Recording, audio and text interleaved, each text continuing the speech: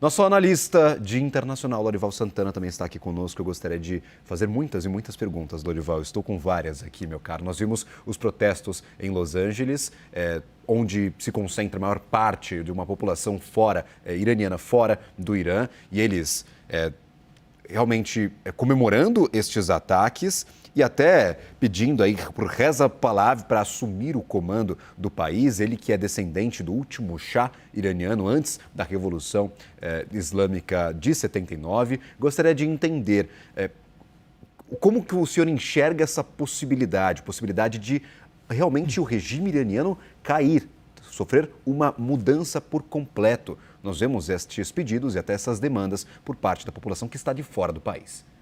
Isso parece muito distante, Gabriel, embora esse seja, de fato, o anseio da grande maioria dos iranianos. Mas o aparato repressivo do regime está intacto. Ele é formado por várias camadas. Você tem o corpo da Guarda Revolucionária iraniana, você tem os Basides, que são a polícia moral, como eles falam, né, que fazem aquelas perseguições das mulheres e que também mantêm a disciplina, entre aspas, da população, e as próprias Forças Armadas, a polícia, e todos eles, a principal função deles é, covardemente, é preciso dizer isso, defender o regime contra a população. Nós estamos vendo como militarmente o Irã é frágil quando enfrenta outros países, mas internamente eles são muito ferozes. Eu estive 4 vezes no Irã, eu estava lá em 2009, quando teve a fraude eleitoral da reeleição de Mahmoud Ahmadinejad. Eu vi os jovens corajosamente enfrentando a polícia, sendo algemados com lacres de nylon, jogados em camburões, levados para a prisão de Evian, da qual muitos deles nunca mais saíram. E ficam sem contato com a família, sem advogados e assim por diante. É um regime brutal, assim como era um regime brutal o do Shah Mohammad Reza Pahlavi, também era um regime muito violento com a população.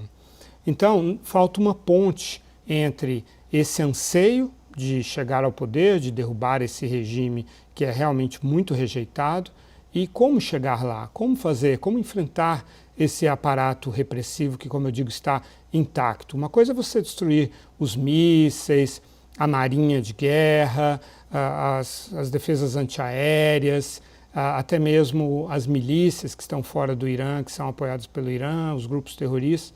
Isso é uma coisa, isso é importante geopoliticamente. Mas internamente seria necessário desmantelar esse aparato repressivo e ele está intacto. Então, o Trump fala, e aliás o Reza Pahlavi também fala disso, iranianos vão para as ruas. Mas como assim? Isso é quase irresponsável dizer isso, porque nós vimos como eles são tratados nas ruas. Milhares de iranianos foram mortos, sobretudo em janeiro. As últimas manifestações começaram em dezembro. Dezenas de milhares foram presos e sem nenhum recurso, sem nenhum direito à defesa.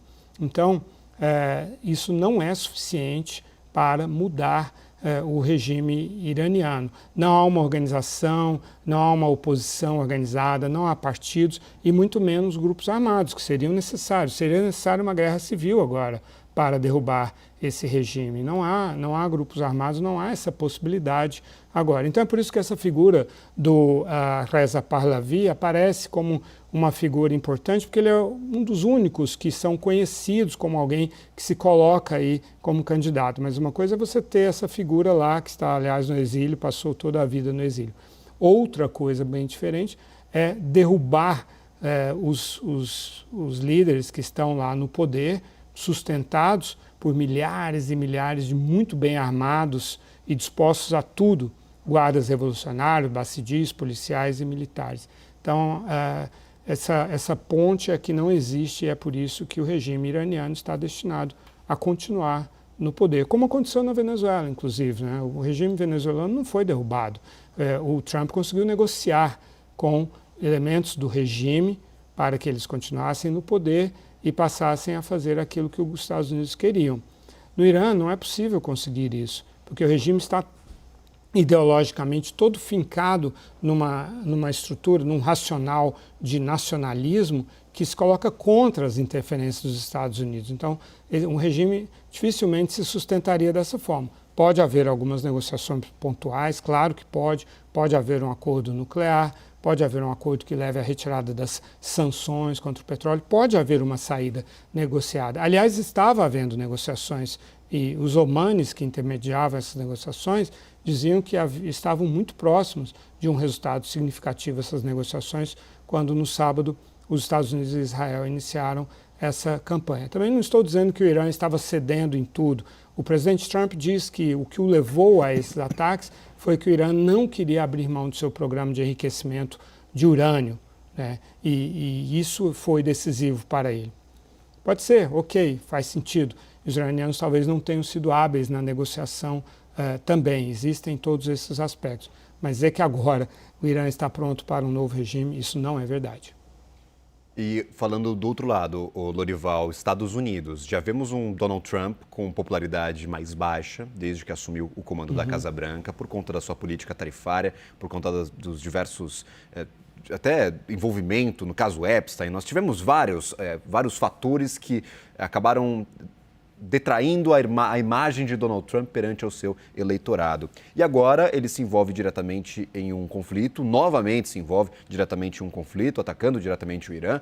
Gostaria de entender como fica a imagem de Donald Trump. Lembramos que no final deste ano, em novembro, temos as eleições de meio de mandato para o Congresso norte-americano.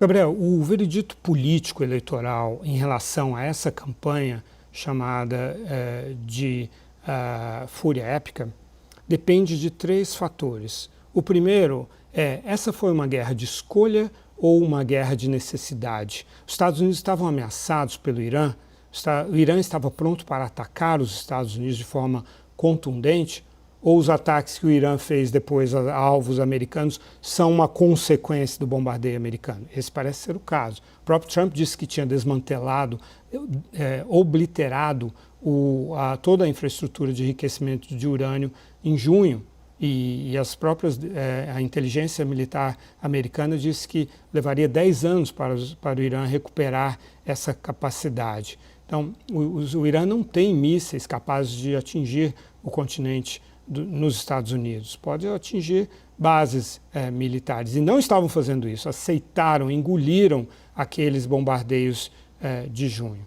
Então, parece ser uma guerra de escolha. E uma guerra de escolha tem que ser aprovada pelo Congresso americano, como foi a de 2003, a invasão do Iraque. Esse é um ponto. O outro ponto, qual é o custo humano e o custo econômico dessa campanha? Já tivemos 3 mortes hoje, 5 feridos. Você mesmo estava salientando a questão do custo econômico. Os mercados vão abrir, vai ser o barril de petróleo vai ficar 5 ou 10 dólares mais caro. E por último, o objetivo vai ser atingido, a mudança de regime, pelo que a gente estava discutindo antes. Isso é bastante difícil. Obrigado, Lorival Santana, pelas, claro, informações e pela análise deste cenário, tanto por parte do Irã, mas também por parte dos Estados Unidos. Como fica Donald Trump a partir desta decisão?